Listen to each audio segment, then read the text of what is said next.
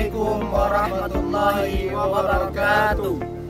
Kami dari kelompok 8 akan menjelaskan tentang manajemen sarana dan prasarana. Yang beranggotakan saya sendiri Muhammad Arazi Dan saya Ahmad Arif. Saya Hidayat Rizandi. Oke, next video.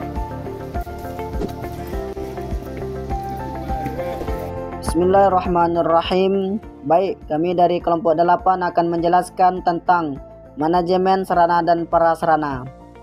Yang pertama, pengertian manajemen sarana dan prasarana. Yang kedua, tujuan manajemen sarana dan prasarana. Yang ketiga, prinsip dasar manajemen sarana dan prasarana pendidikan. Keempat, teknik-teknik manajemen sarana dan prasarana pendidikan. Dan yang kelima, sarana dan prasarana dalam konteks pendidikan Islam. Yang mana? Yang pertama yaitu pengertian manajemen sarana dan prasarana.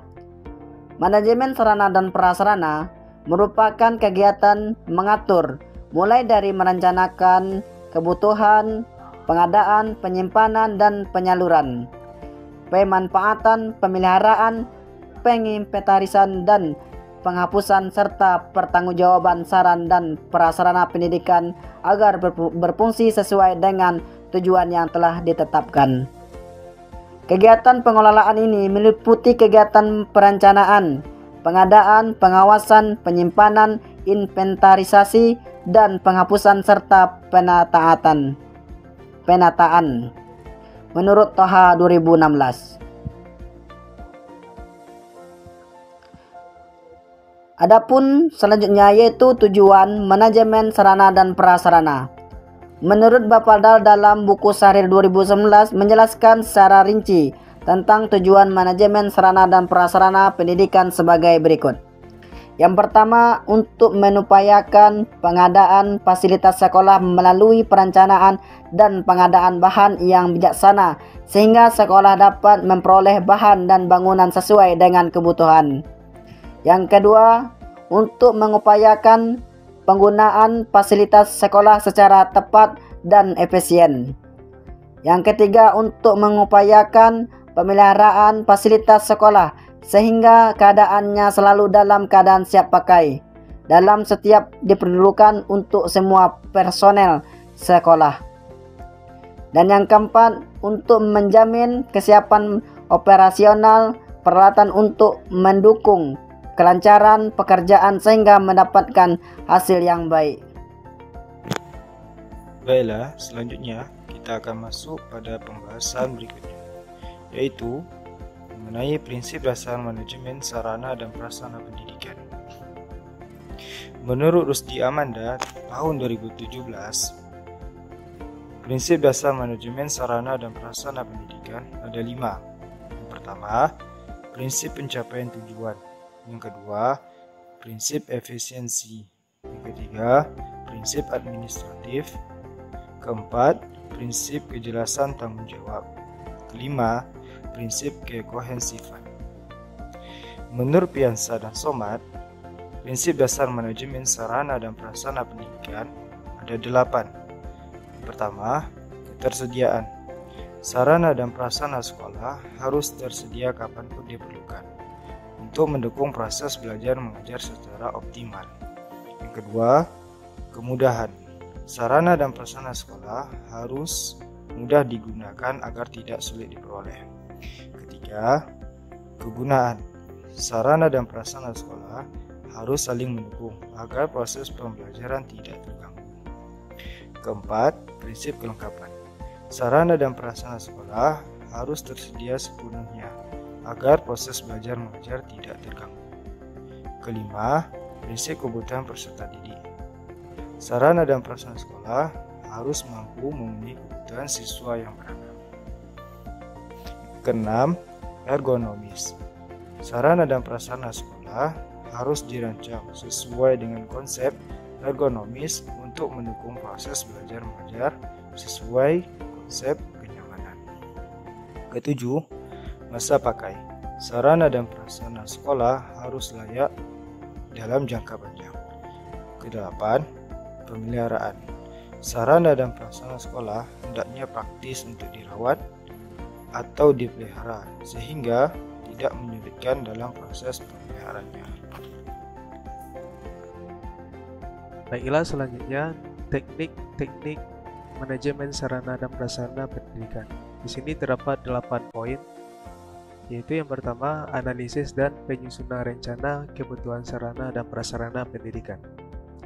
2. Pengadaan sarana dan prasarana pendidikan. Ketiga, penyimpanan sarana dan sarana pendidikan. 4. Penyaluran atau pendistribusian sarana dan prasarana pendidikan. Yang kelima, inventarisasi sarana dan prasarana pendidikan. 6. Pemeliharaan sarana dan prasarana pendidikan. 7. Penghapusan sarana dan prasarana pendidikan. 8. Pertanggungjawaban dan pengawasan sarana dan prasarana pendidikan. Rusti Amanda 2018.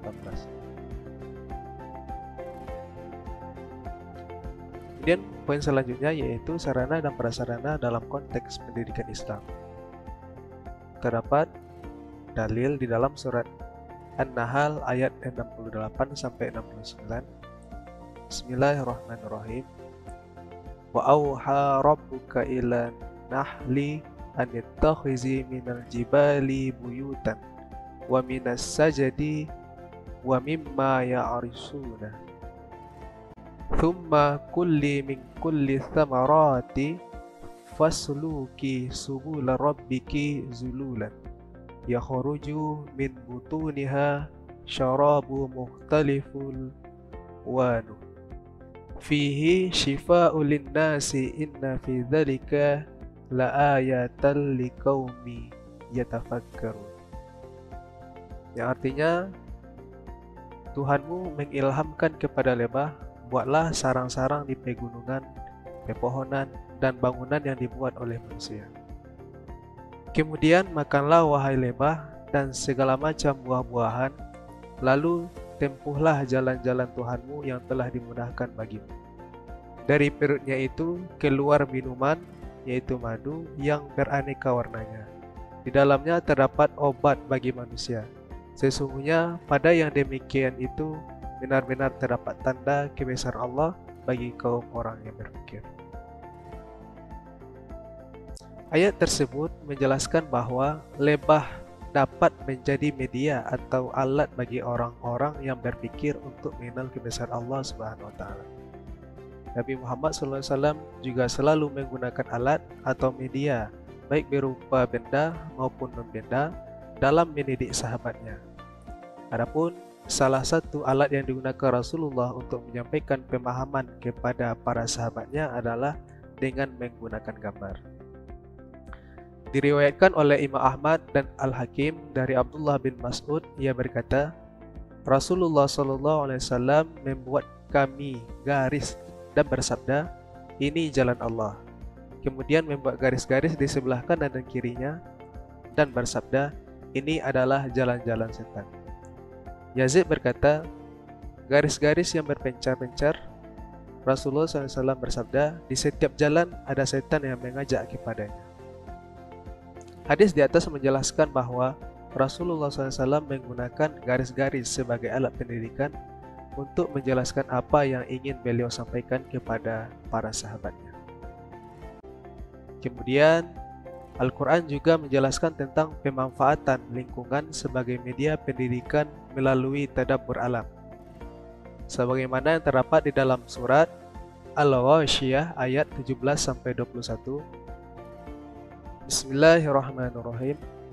Afala yanzuruna ilal ibili kaifa khuliqat wa ilas samai kaifa rufi'at wa ilal jibali kaifa nusibat wa ilal ardi kaifa sutihat fadzakkir innama anta mudzakkir. Berdasarkan ayat tersebut dapat diambil pelajaran bahwa Allah sendiri telah memerintahkan kepada hambanya untuk mempelajari apa-apa saja yang ada di alam semesta.